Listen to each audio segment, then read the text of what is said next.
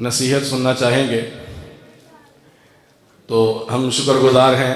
آپ دیکھ رہے ہیں ہمارے سامنے موجود ہیں عظیم شخصیت استاد العلماء شیخ الحدیث والتفسیر، ایسی شخصیت کہ جن کا آنا اور ہمارے پاس اور ہمارے درمیان موجود ہونا یہی باعث برکت ہے. اور اگر وہ ہمیں نصیحت فرما دیں تو یہ بات اس سے بھی اوپر ہے. تو میں ملتمس ہوں، گفتگو کے لیے دعوت دیتا ہوں استاد العلماء فضیلت الشیخ شیخ الحدیث والتفسیر حضرت علامہ حافظ مسعود عالم حافظہ اللہ تعالی. ہم شکر گزار ہیں کہ وہ ہماری دعوت پر تشریف لائے. ان سے ملتمس ہوں کہ ہمیں نصیحت فرمائیں.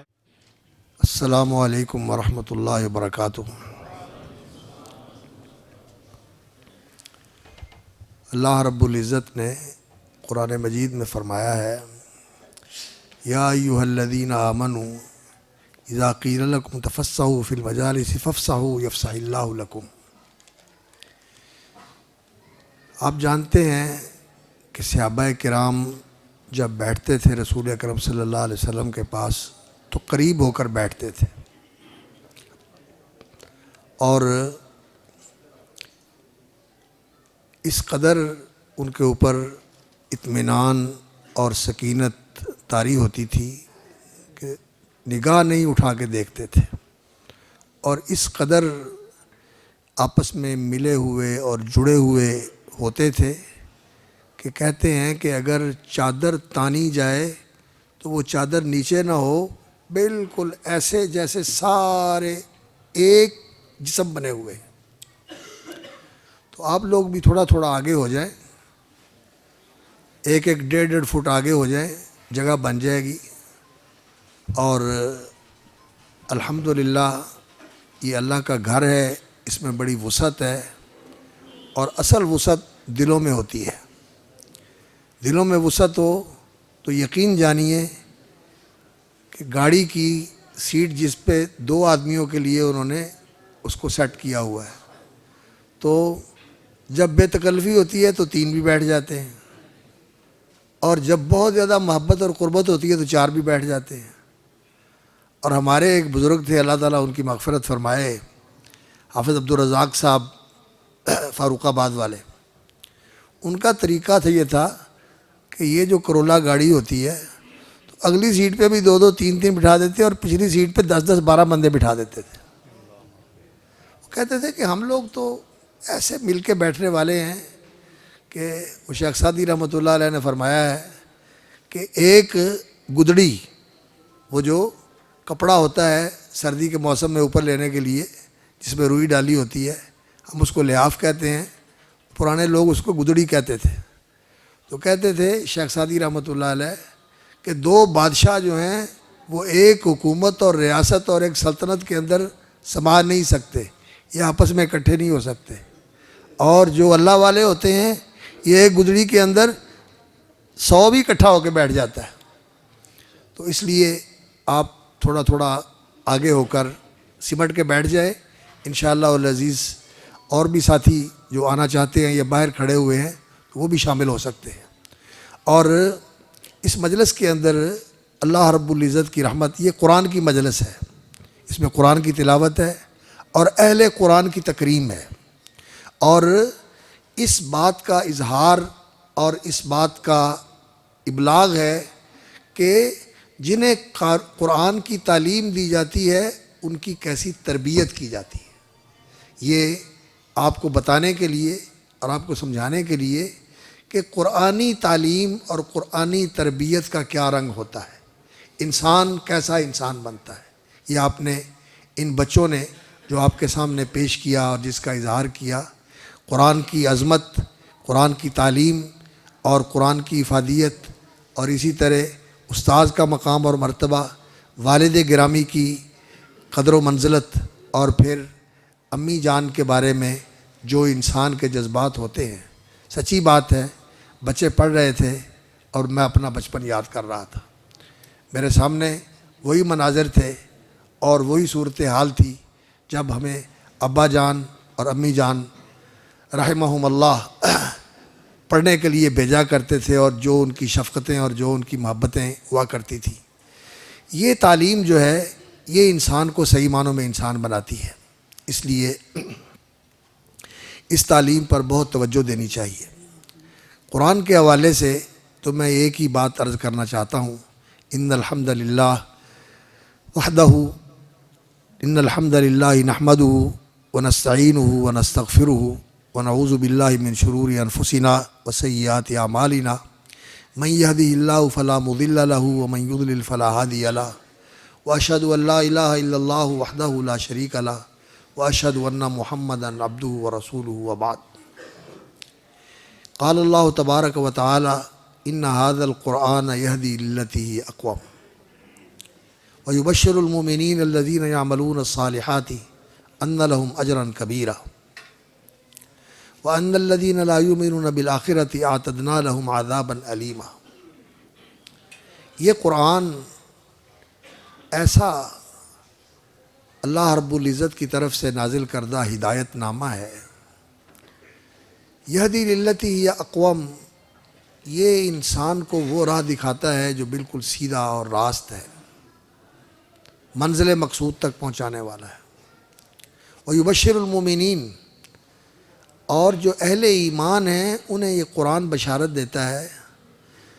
ویبشر المؤمنین الذین یعملون الصالحات، ایمان جو ہے یہ صرف ایک اقرار کا نام نہیں ہے کہ بندے نے منہ زبانی کوئی اقرار کر لیا، زبان کے ساتھ اور منہ کے ساتھ کوئی اقرار کر لیا اور وہ کہے کہ جی میں آمنت باللہ اور آمنت باللہ وملائکتہ وکتبہ ورسلہ والیوم الآخر والقدر خیرہ وشرہ من اللہ تعالی والبعث بعد الموت. یہ صفت ایمان مفصل یا آمنت باللہ آمنت باللہ کما ہوا باسمائہ وصفاتہ وآمنت برسلہ وبکتبہ، وہ جو صفت ایمان مجمل ہم یاد کر کے اس کے معنی کی بھی اتنی سمجھ نہیں ہوتی. یہ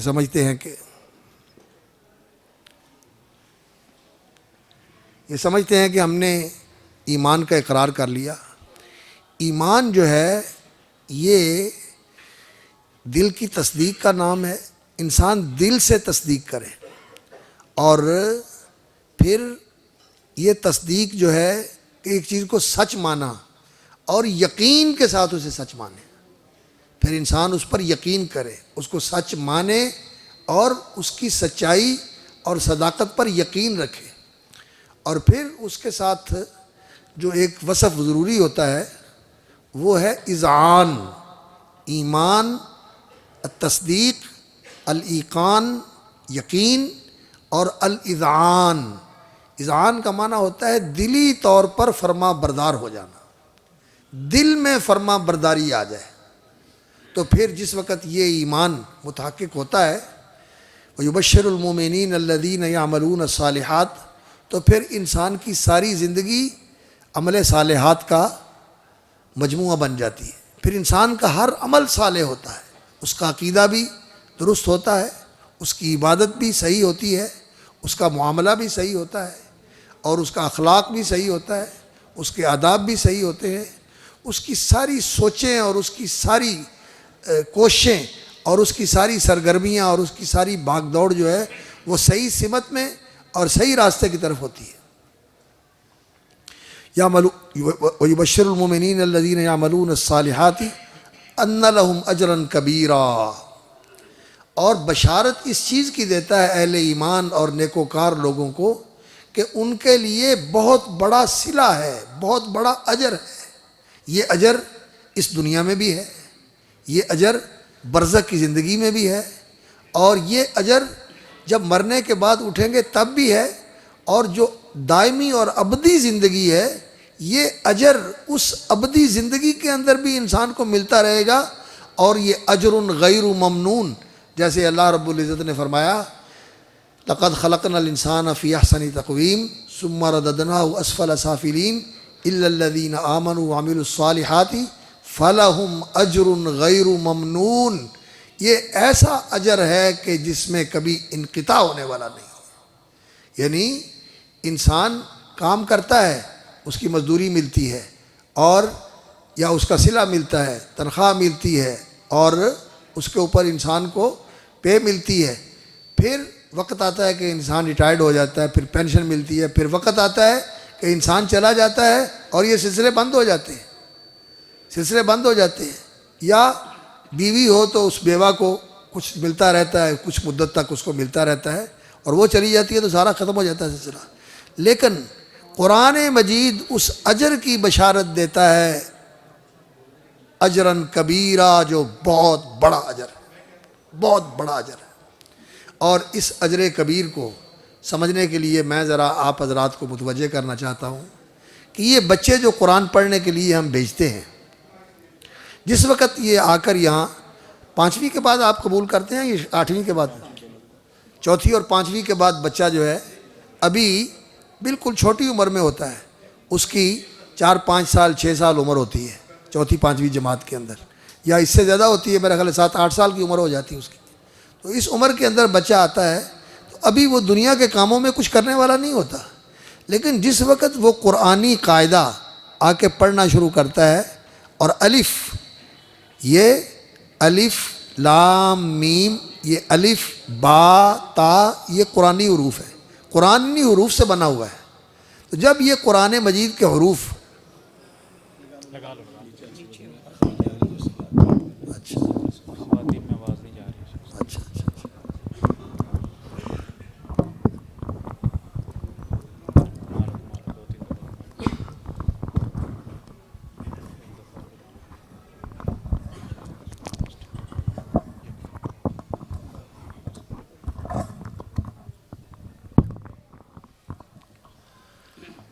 تو جس وقت یہ قرآن مجید کے مفرد الفاظ وہ پڑھنے شروع کرتا ہے تو یہ قرآنی قاعدہ ہے، نورانی قاعدہ ہو یا قرآنی قاعدہ ہو یا سرن القرآن ہو، جو جمال القرآن ہو، جو بھی قرآن مجید کی تعلیم دینے کے لیے قاعدے بنائے گئے ہیں، اسی دن سے پہلے دن سے آیا ہے. تو اس بچے کی کمائی بھی شروع ہو گئی، اس کے باپ کی کمائی بھی شروع ہو گئی، اس کی ماں کی کمائی بھی شروع ہو گئی.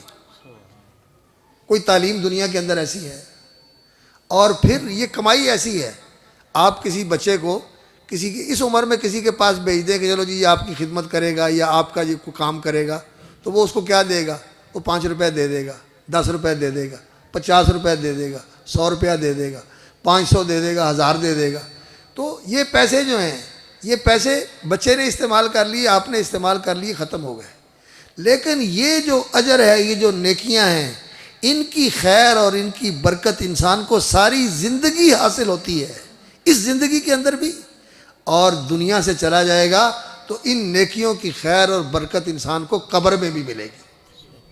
یہ قبر جو ہے لوگوں کے لیے تو مٹی کا تودہ ہے اور ایک مٹی کا گڑھا ہے جس میں انہوں نے دفن کر دیا، لیکن یہ نیکیاں انسان کے لیے وہاں ایسا ماحول بنا دیں گی، اللہ اکبر، کہ اس کے لیے حکم ہوگا کہ اس کے لیے جنت کا بچھونا بچھا دو، جنت کا بیڈ لگا دو اس کے لیے، اور جنت کے لیے کھڑکی کھول دو کہ جنت کے مناظر دیکھتا رہے اور جنت کی بہاریں اس کے پاس آتی رہیں، اور اللہ رب العزت کی طرف سے رحمتیں اور اللہ کی طرف سے نوازشیں اس کے اوپر جاری رہتی ہیں، اس اجر کی وجہ سے جو قرآن پڑھنے کی وجہ سے ملتا ہے. اور اللہ اکبر، پھر جب وہ قرآن کے الفاظ دو لفظوں والا تختی پڑھتا ہے، الف لام الف با الف تا الف سا الف نون الف، یہ پڑھتا ہے، تو یہ بھی قرآنی الفاظ ہیں، ان کو سکھانے کے لیے اس طرح جوڑا ہوا ہے تاکہ انسان کو ان کی پہچان ہوتی چلی جائے. یہ قرآنی الفاظ ہیں، قرآنی الفاظ پڑھ رہا ہے، اس کو ثواب ملتا ہے. اور جب ابدن اور اخذا اور یہ تختی شروع ہوتی ہے، یا اس طرح کے جو قرآن مجید کے الفاظ ہی مفرد لے کر ان کو پڑھایا جاتا ہے، تو یہ قرآنی الفاظ ہیں، ایک ایک حرف کے اوپر 10 نیکیاں ملتی ہیں. اور یہ نیکی اتنی قیمتی چیز ہے، آج تو ہماری زندگی میں اس کی قدر نہیں ہے، ہمیں نیکی کا شوق نہیں ہے، ہمیں نیکی کی لگن نہیں ہے، نیکی کی قدر نہیں ہے. پتہ ہوتا ہے کہ اس چیز میں اتنی نیکیاں ملتی ہیں، لیکن ہمیں کوئی پرواہ نہیں ہوتی، ہمیں کوئی احساس نہیں ہوتا، اس لیے کہ اس کی نیکی کی قدر و منزلت سامنے نہیں ہے، یہ غیب میں ہے. یہ یؤمنون بالغیب، غیبی قدر ہے، غیبی قیمت ہے، اس کے غیبی اثرات ہیں جو ظاہر ہوتے ہیں لیکن دکھائی نہیں دیتے، محسوس نہیں ہوتے. انسان کو پتہ نہیں ہوتا کہ کون سی نیکی کس وقت کام آ گئی، کون سا ثواب جو اللہ رب العزت نے میرے لیے مقدر فرمایا تھا اور مجھے عطا فرمایا تھا، کس وقت وہ میرے کام آ گیا، میرے کسی مصیبت کو ٹلنے کا باعث، میرے لیے کسی مصیبت کے ٹلنے کا باعث بن گیا، کسی کام میں برکت کا باعث بن گیا۔ انسان کو یہ معلوم نہیں ہوتا، لیکن اللہ رب العزت جانتے ہیں، اور اللہ کے رسول اکرم صلی اللہ علیہ وسلم نے اس چیز کا بتایا ہے۔ مثال کے طور پر دیکھ لیں، رسول اکرم صلی اللہ علیہ وسلم نے فرمایا، جو آدمی یہ چاہتا ہے من اراد منکم ان یبارک لہ فی رزقہ وینسیٰ لہ فی اجلہ، جو یہ چاہتا ہے کہ اس کے رزق میں برکت آ جائے۔ برکت کیا ہوتی ہے؟ اس کی خیر بڑھ جائے اور اس کی خیر قائم رہے، اس کی خیر ثابت رہے۔ وینسیٰ لہ فی اجلہ، اور اس کی زندگی میں برکت آ جائے، اس کی سانسیں بڑھ جائیں، اس کا زندگی کا دورانیہ اور پیریڈ بڑھ جائے۔ جو یہ چاہتا ہے تو وہ کیا کرے؟ فَلْيَصِلْ رَحِمَهُ، تو وہ اپنا رشتہ جوڑ کے رکھے، رشتہ ناتا جوڑ کے رکھے، رشتے ناتے نہ توڑے، رشتے ناتے نہ توڑے۔ اب یہ نیکی ہے، اس کا نبی صلی اللہ علیہ وسلم نے اثر کیا بتایا؟ رزق میں برکت۔ اور اسی طرح ساری نیکیاں، یہ جو اعمال صالحہ ہیں، ان کے اثرات اور ان کی برکات اور ان کے ثمرات جو ہیں وہ انسان کی زندگی میں اس قدر زیادہ ہوتے ہیں کہ انسان کو محسوس نہیں ہوتا۔ لیکن آپ حیران ہوں گے اور کہیں گے کہ یہ تو سارا کچھ لوگوں کو ملتا ہے، یہ سارا کچھ لوگوں کو ملتا ہے۔ جو نیک لوگ ہوتے ہیں ان کو بھی ساری چیزیں ملتی ہیں، اور جو بد ہوتے ہیں ان کو بھی ملتی ہیں۔ لیکن فرق یہ ہے کہ نیک آدمی کو جو اللہ رب العزت کی طرف سے رزق ملتا ہے، عزت ملتی ہے، خیر ملتی ہے، جو کچھ بھی ملتا ہے، یہ سارا کچھ اس کے لیے جنت کے اندر درجات کی بلندی کا باعث بنتا ہے۔ یہ سارا عبادت ہوتا ہے، عبادت بنتی ہے، انسان کی رحمت ہوتی ہے اللہ رب العزت کی، اور انسان کے لیے جنت میں درجات کی بلندی کا باعث بن جاتا ہے۔ اور انہیں جو کچھ ملتا ہے، یہ ایک ایک چیز جو ان کو زندگی میں ملی ہوئی ہے، اس کے اوپر ان کو عذاب ہونے والا ہے، عذاب ہونے والا ہے۔ یہ نعمتیں نہیں ہیں، یہ سارے عذاب کے اسباب ہیں۔ ایک ایک سانس کے اوپر انسان کو عذاب ہونا ہے جو اللہ کی نافرمانی نے انسان نے گزار دیا، اور ایک پیسہ جو اس نے کمایا اور اللہ کی نافرمانی میں گزارا، اس کا عذاب اس کو بھگتنا پڑے گا کہ تو نے حرام کمایا تھا اور حرام جگہ کے اوپر لگایا تھا۔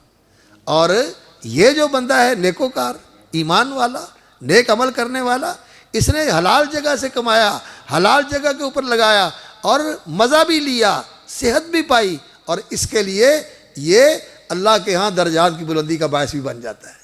یہ اس کا سارا نیکی بنتی جاتی ہے، اور اس کے لیے یہ ساری چیزیں عذاب کا باعث بنتی جاتی ہیں۔ ابھی نظر نہیں آ رہا، لیکن جو ہی آنکھیں بند ہوتی ہیں تو پھر انسان کو معلوم ہوتا ہے کہ میں کیا کرتا رہا، ہائے میں نے زندگی گزار دی اور میں نے کچھ بھی نہیں کیا، میں نے کچھ نہیں کمایا۔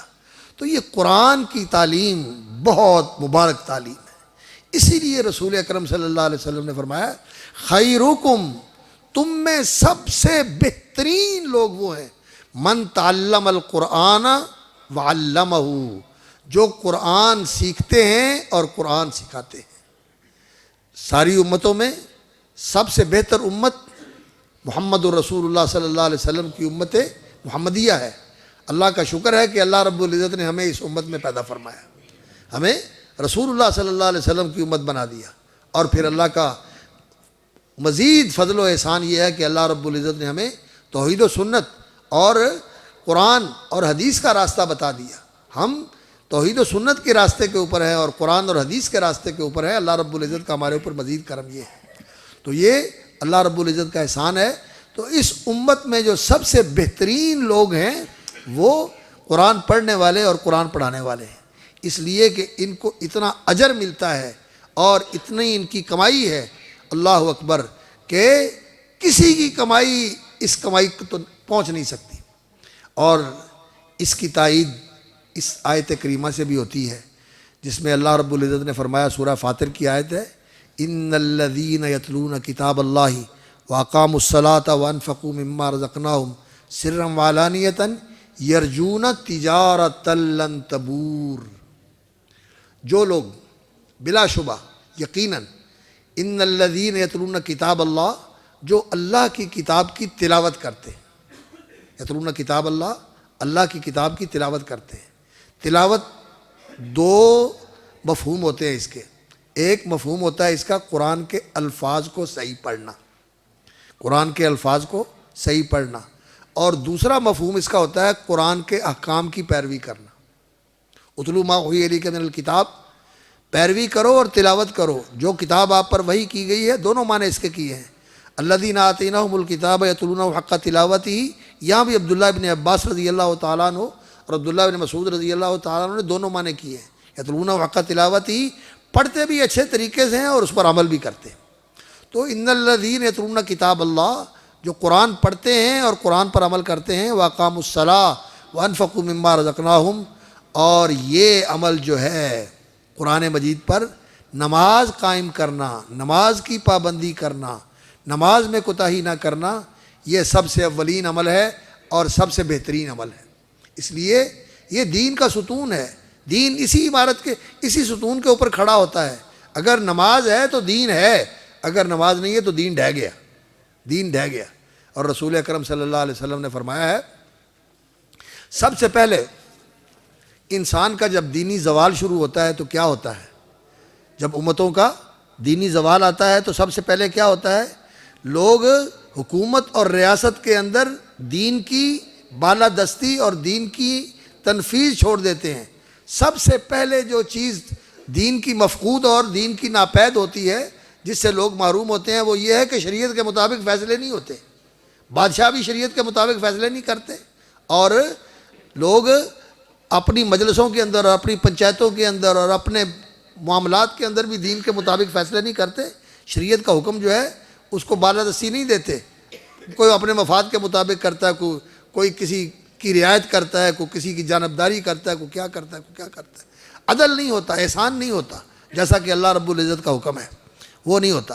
یہ سب سے پہلے چیز ہے جو انسان کو اپنے دین سے دور کرنے والی ہے. جب یہ ختم ہو جاتا ہے تو انسان دین سے دور ہونا شروع ہو جاتا ہے، اس کا دینی زوال شروع ہو جاتا ہے. اور پھر اس کے بعد جو سب سے آخری چیز ہے، جب وہ بھی نکل جائے تو پھر دین بالکل باقی نہیں رہتا. فرمایا وَآخِرُ مَا تَفْقِدُونَ مِن دِينِكُمُ الصَّلَاةُ، وہ نماز ہے. جب نماز زندگی کے اندر نہ رہے تو پھر دین کا کوئی حصہ باقی نہیں رہے. اور ہماری زندگیوں کے اندر نماز کے بارے میں کتنی کوتاہی پائی جاتی ہے ہم سب جانتے ہیں. اپنی بھی فکر کریں، بچوں کی بھی فکر کریں، دامادوں کی بھی فکر کریں، بہوؤں کی بھی فکر کریں، بیٹوں کی بھی فکر کریں، بیٹیوں کی بھی فکر کریں. وَأَقَامُوا الصَّلَاةَ وَأَنفَقُوا مِمَّا رَزَقْنَاهُمْ سِرًّا وَعَلَانِيَةً، اور جو کچھ اللہ رب العزت نے دیا ہے اس میں سے خرچ کرتے ہیں. اللہ رب العزت نے مال دیا ہے، اس میں سے خرچ کرتے ہیں. اللہ رب العزت نے وقت دیا ہے، یہ وقت اللہ کے دین کے لیے لگاتے ہیں. اللہ رب العزت نے آپ کو حیثیت دی ہے معاشرے میں، لوگوں کے کام آئیں، ان کی سفارش کریں، ان کے کام آنے کی کوشش کریں کہ ان کی کوئی مشکل ہے تو اس میں ان کے لیے آسانی پیدا کریں. اللہ رب العزت نے آپ کو ذہن دیا ہے، آپ کو اللہ رب العزت نے سوچنے سمجھنے کی صلاحیت دی ہے، کاروباری مہارت دی ہے. کوئی بندہ آ جاتا ہے مشورہ لینے کے لیے، اس کو صحیح مشورہ دے. یہ انفقوا مما رزقناہم صرف پیسے دینا ہی نہیں ہے، یہ رزقناہم جو ہے اللہ رب العزت نے دیا ہے، یہ سب کچھ اللہ کا دین ہے، سب کچھ اللہ کی دین ہے، سب کچھ اللہ کی عطا ہے، یہ سب کچھ اللہ نے دیا ہوا ہے. اس میں سے خرچ کرتے ہیں، مشورے دیتے ہیں، علم پڑھاتے ہیں، رائے دیتے ہیں، فیصلے کرتے ہیں، سفارشیں کرتے ہیں، مال خرچ کرتے ہیں، لوگوں کے کام آتے ہیں. جب کوئی مسئلہ بن جائے تو ہر طرح لوگوں کے کام آتے ہیں. یہ کردار ہوتا ہے قرآن پڑھنے والوں کا اور قرآن پر عمل کرنے والوں کا. یرجون تجارت لن تبور، تو یہ ایسی تجارت کے امیدوار ہیں لن تبور جس میں گھاٹا اور نقصان ہے ہی نہیں، خسارہ ہے ہی نہیں، اس نے بڑھتے رہنا ہے. آپ نے انویسٹمنٹ کی ہے کس کی؟ اپنی زندگی کی، عمر کی. قرآن پڑھنے اور قرآن پڑھانے میں آپ نے اپنی زندگی لگا دی، اور اب آپ کی ایسی کمائی شروع ہوگی کہ جس میں کمی آنے والی نہیں ہے، جس میں گھاٹا پڑنے والا نہیں ہے. دنیا میں انسان یہ کام کرتا ہے، اس میں نقصان ہو گیا، اس میں فائدہ ہو گیا، اس میں برابر ہو گیا، اور اس میں تو سارا کچھ ہی بہہ گیا، سارا کچھ ہی ختم ہو گیا، ادھر پھر آ کے مل گیا. دنیا کے کاموں میں ایسا ہوتا ہے. لیکن یہ جو قرآن کی تجارت ہے، قرآن بیچنے کی نہیں، قرآن پڑھنے کی اور قرآن پر عمل کرنے کی. قرآن بیچنے کی تجارت تو بری تجارت ہے، قرآن بیچنا نہیں چاہیے. جیسے یہ لوگ پڑھ پڑھ کے کہتے ہیں جی مردوں کو ہم بخشتے ہیں اور ہم جو ہے نا لوگوں کے لیے جو ہے نا ان کے نامہ عمل میں شامل کرنے کے لیے ہم نے اتنے قرآن پڑھ دیے، ہم نے اتنے قرآن پڑھ دیے. یہ قرآن بیچنے والا کام جو ہے نا یہ تو بہت غلط ہے، یہ تو شریعت کے خلاف ہے. اور قرآن کی تجارت یہ ہے کہ قرآن پڑھا جائے اور قرآن پر عمل کیا جائے اور قرآن پڑھایا جائے، قرآن سکھایا جائے، قرآن کے مطابق تربیت دی جائے. یرجون تجارت لن تبور. اور یہ پڑھنے والے، پڑھانے والے اور ان پڑھنے پڑھانے کا انتظام کرنے والے، ان کے لیے جگہ بنانے والے، ان کے لیے وسائل دینے والے، ان کو سپورٹ کرنے والے، ان کے لیے بچوں کو تیار کر کے لانے والے کہ آپ ان کو پڑھائیں، اپنے بچوں کو دینے والے کہ آپ ان کو پڑھائیں، اپنے رشتہ داروں کو بچوں کو لے کے آنے والے کہ ان کو بھی پڑھائیں، ان کو بھی پڑھائیں. یہ سارے اس کام کے اندر شریک ہو جاتے ہیں. یہ اللہ رب العزت کی کمال مہربانی ہے کہ اللہ رب العزت کام کرنے والا اور اس میں جو معاونت کرنے والا ہے، کسی قسم کی بھی معاونت ہو، اللہ رب العزت اجر میں سب کو شریک کر دیتے، سب کو شریک کر دیتے. یہ پڑھنے والے اور پڑھانے والے تو قرآن میں لگے ہوئے ہیں، اور جو ان کے لیے اخراجات کرتے ہیں، ان کا تعاون کرتے ہیں اور ان کے لیے جگہ فراہم کرتے ہیں اور ان کے لیے بندوبست کرتے ہیں، وہ بھی اس کام میں اجر کے اندر شریک ہو جاتے ہیں. تو یرجون تجارت لن تبور، یہ ایسی تجارت کے طلب امیدوار اور ایسی تجارت ان کے سامنے ہے جس کے اندر نقصان نہیں ہے. اور بس حدیث سنا کے میں بات ختم کرتا ہوں. رسول اکرم صلی اللہ علیہ وسلم نے فرمایا کہ جب قرآن کا قاری اور قرآن والا جب قبر سے نکلے گا تو ہر کوئی قبر سے نکلے گا گھبرایا ہوا ہوگا. وہ زندگی تو ایسی ہے کہ جب وہ شروع ہونی ہے تو ہر آدمی سراسیمہ ہوگا، خوف زدہ ہوگا، بہت ہراس زدہ ہوگا ہر آدمی. کیا بنے گا اب دوبارہ زندگی ملی ہے، اب کہاں جانا ہے؟ جنت کی طرف بڑا مشکل ہے، جہنم کی طرف اوئے ہوئے ہوئے، جہنم تو دیکھی نہیں جا سکتی. ایسی چیز ہے کہ انسان کے اندر جہنم کو دیکھنے کی سکت نہیں ہے، دیکھے گا تو اسے زندگی کے سارے سکھ بھول جائیں گے. تو بڑا خوفناک اور بڑا ہولناک دن ہوگا، ہر آدمی گھبرایا ہوا ہوگا، تو یہ بھی گھبرایا ہوا ہوگا. لیکن جب وہ آگے بڑھے گا تو ایک اسی کی شکل کا ایک مجسم جو ہے جسم اس کے سامنے آئے گا اور اپنی شکل کے طور پر دیکھے گا جیسے میں گھبرایا ہوا ہوں وہ بھی گھبرایا ہوا ہے. تو اس کے کہے گا من انت، تو کون ہے؟ تو وہ کہے گا انا صاحب القرآن، میں تیرا ساتھی قرآن ہوں، میں تیرا ساتھی قرآن ہوں.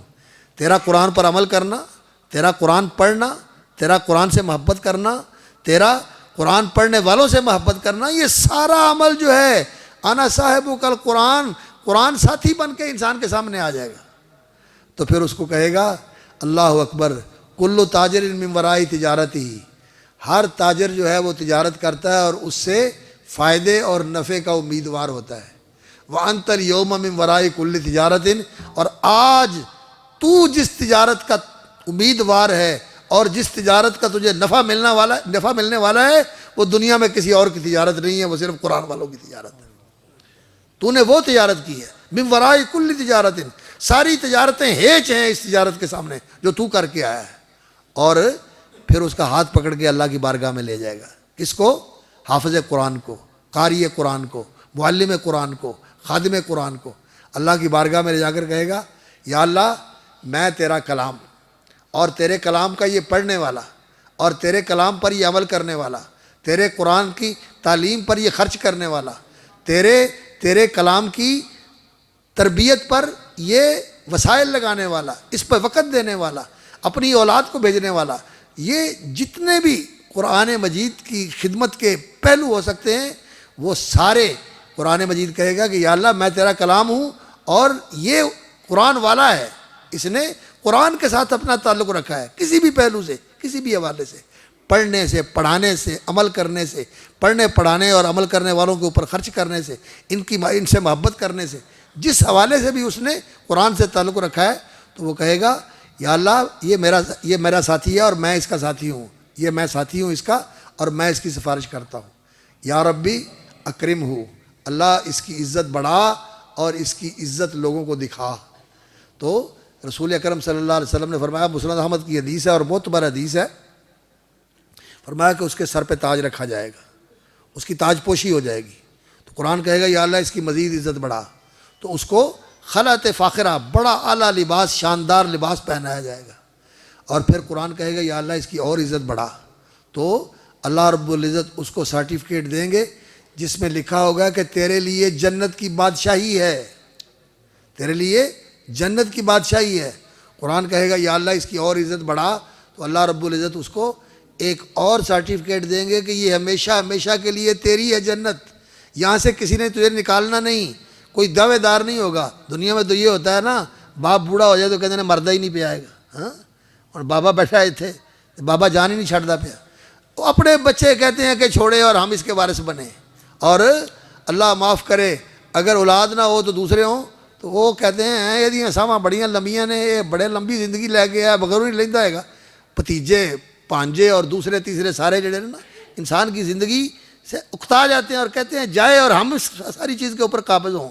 اور یہ جو سیاست کا اور یہ جو اقتدار کی جنگ کا دور ہے، اس میں تو ہر آدمی یہ کہتا ہے کہ یہ سارے ختم ہو جائیں اور مجھے اقتدار مل جائے، اور تو مردیاں تھے اقتدار لے کے کی کرنا ہے؟ اللہ اکبر، یہ اقتدار کی حوث ایسی ہے، لیکن اللہ رب العزت نے اس کو یہ سرٹیفکیٹ دینا ہے کہ یہ ہمیشہ ہمیشہ کے لیے تیرے لیے جنت ہے، تجھے کوئی یہاں سے نکالے گا بھی نہیں، اور تو یہ نہیں کہے گا کہ مجھے کیوں نکالا، یہ میرے ساتھ ہو کیا گیا ہے، یہ ہمیشہ ہمیشہ ہمیشہ تیرے لیے ہے، تو یہ جنت اس کو ملنے والی ہے۔ یہ تو قاری قرآن ہے، اور جو اس کے والدین ہیں، نبی صلی اللہ علیہ وسلم نے فرمایا یوتا بمن قرأ القرآن وعمل بہ، جس نے قرآن پڑھا اور اس پر عمل کیا اس کو لایا جائے گا، اور اس کے والدین کو بھی لایا جائے گا، اس کے والدین کو بھی لایا جائے گا، اور اس کے والدین کو تاج پہنایا جائے گا جس کی روشنی سورج سے زیادہ ہوگی، اور ان کو عزت کا لباس بھی پہنایا جائے گا، اور وہ کہیں گے بما کسینا ھذا، یہ کس بنیاد پہ ہمیں دیا گیا اور کس وجہ سے ہمیں یہ عزت بخشی گئی ہے؟ انہیں کہا جائے گا بِأَخْذِ وَلَدِكُمُ الْقُرْآنَ، کہ تم نے اپنے بچے کو قرآن پڑھایا تھا۔ تو یہ ایسا اجر کبیر ہے میرے بھائیوں، اس دنیا کی برکتیں اور رحمتیں، سعادتیں اور نیک بختیاں اس کے ساتھ حاصل ہوتی ہیں، اور قبر کے اندر بھی اس کے ساتھ اللہ رب العزت آسانیاں فرماتے ہیں، اور حشر کی زندگی میں تو جو کچھ ملنے والا ہے، یہاں ہمارے پاس الفاظ نہیں ہیں کہ انسان بیان کر سکے، اور انسان کے پاس وہ فہم نہیں ہے کہ انسان ان کا ادراک اور ان کو انسان جو ہے اپنے گرفت کے اندر لے کے آ سکے، جو کچھ اللہ رب العزت نے تیار کیا ہوا ہے۔ اور قرآن وہ کتاب ہے جو انسان کو انسان بناتی ہے، قرآن کی تعلیم کے بغیر انسان نہیں بنتا، اس لیے قرآن کی تعلیم ضروری ہے، ہر عمر میں ضروری ہے۔ آپ نے بچپن میں نہیں پڑھا، ابھی پڑھنا شروع کر دیں، اور قرآن کا ترجمہ نہیں پڑھا، قرآن کا ترجمہ پڑھیں، نہیں پڑھنے کی صلاحیت ہے تو قرآن کے ترجمے کے ساتھ قرآن کی تلاوت کیا کریں، اور اس لیے قرآن پڑھا کریں کہ یہ قرآن ہدایت ہے، رہنما ہے، یہ میرے لیے رہبر ہے، میں نے اس کے مطابق زندگی بنانی ہے، عقیدہ قرآن کے مطابق، عبادت قرآن کے مطابق، اور اخلاق قرآن کے مطابق، معاملات قرآن کے مطابق، زندگی کے سارے امور، عدالت کے ہوں، ریاست کے ہوں، حکومت کے ہوں، تجارت کے ہوں، معیشت کے ہوں، معاشرت کے ہوں، جتنے ہوں سب قرآن کے مطابق ہونا چاہیے۔ جس نے قرآن کو اپنا امام بنا لیا، اپنی گائیڈ بک بنا لیا، قرآن اس کا ہاتھ پکڑ کے جنت میں لے جائے گا، اور جس نے قرآن کو پیچھے ڈال دیا، دیکھا نہیں، پوچھا نہیں، قرآن سے منہ موڑا، قرآن سے اعراض کیا، اس کی یہ زندگی بھی اجیرن ہوگی، تنگی کی ہوگی، بہت گزران اس کا مصیبت والا ہوگا۔ من اعرض عن ذکری فإن له معیشة ضنکا ونحشره یوم القیامة اعمی، اور قیامت کے دن وہ اندھا اٹھے گا۔ اور رسول اکرم صلی اللہ علیہ وسلم نے فرمایا اسی آیت کی تفسیر میں کہ جو قرآن سے اعراض کرتا ہے قبر میں جائے گا تو اس کو قبر بھینچ لے گی، جیسے یہ شکنجہ نہیں ہوتا جس کے اندر کپڑے کو پریس کر کے ایسے بٹھا دیتے ہیں، اتنی بڑی گٹھڑی ہوتی ہے، اتنی سی ہو جاتی ہے، اس طرح اس کے جسم کو شکنجے کے اندر بھینچ دیا جائے گا، اور اس کی پسلیاں ایک دوسرے سے پیوست ہو کے ایک دوسرے سے آگے نکل جائیں گی۔ یہ قبر بھی اس کے ساتھ ہونے والا ہے، اور یہ گزران بھی اس کا تنگی والا ہوتا ہے، اور کل پھر قیامت کے دن یہ قرآن اس کے خلاف حجت علیک، یہ تیرے خلاف حجت بن کے پیش ہوگا کہ اس نے مجھے دیکھا نہیں تھا، مجھے مانا نہیں تھا، میرے مطابق چلا نہیں تھا، اور قرآن اس کو ہانک کے جہنم کی طرف لے جائے گا۔ اللہ رب العزت کرے کہ ہمیں قرآن ہمارا امام بنے، ہمارا ہادی اور قائد بنے، ہماری زندگی کا ساتھی بنے، ہماری خلوتوں کا اور ہماری جلوتوں کا اور ہمارے سفر کا اور ہمارے حضر کا اور ہماری تمام مصروفیات کے اندر قرآن ہمارا ساتھی ہو، ہم اس کے مطابق عمل کرنے والے، اس کی تلاوت کرنے والے، اس سے محبت کرنے والے، اس کی خدمت کرنے والوں سے محبت کرنے والے، ان کے اوپر خرچ کرنے والے، ان کی فکر کرنے والے، ان کے ساتھ تعلق رکھنے والے، ان کے ساتھ اہتمام کا، احترام کا، محبت کا اور تائید کا اور نصرت و حمایت کا تعلق رکھنے والے ہر وقت قرآن کے ساتھ جڑے رہیں، تو انشاءاللہ پھر قرآن ایسا ساتھی ہے کہ یہ اپنے ساتھی کو چھوڑے گا نہیں، جنت میں لے کے جائے گا۔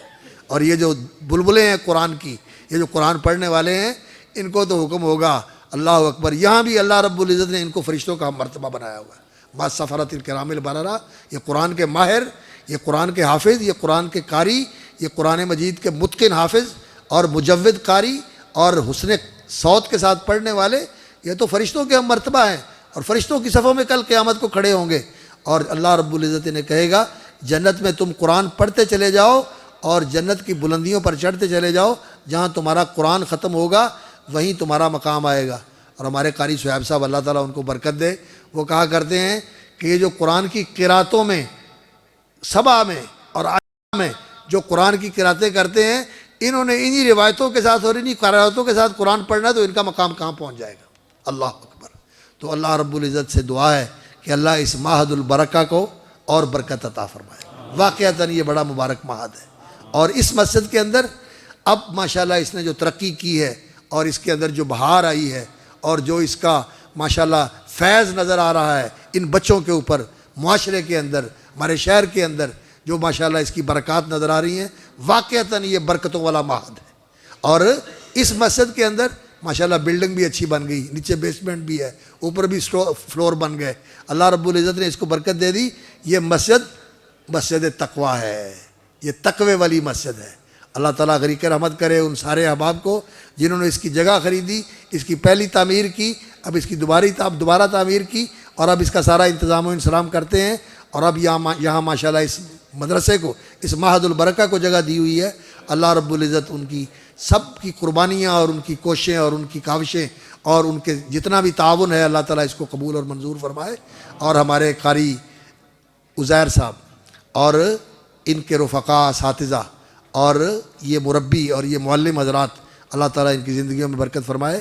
کیسے محنت کرتے ہیں، بچے گھروں سے آتے ہیں، انہیں بات کرنی نہیں آتی، ماشاءاللہ کیسا خوبصورت قرآن پڑھتے ہیں، کیسی خوبصورت گفتگو کرتے ہیں، کیسی خوبصورت نظمیں پیش کرتے ہیں، کیا پیغام دیتے ہیں۔ یہ انسان کو انسان بنانا ہے۔ اللہ اکبر۔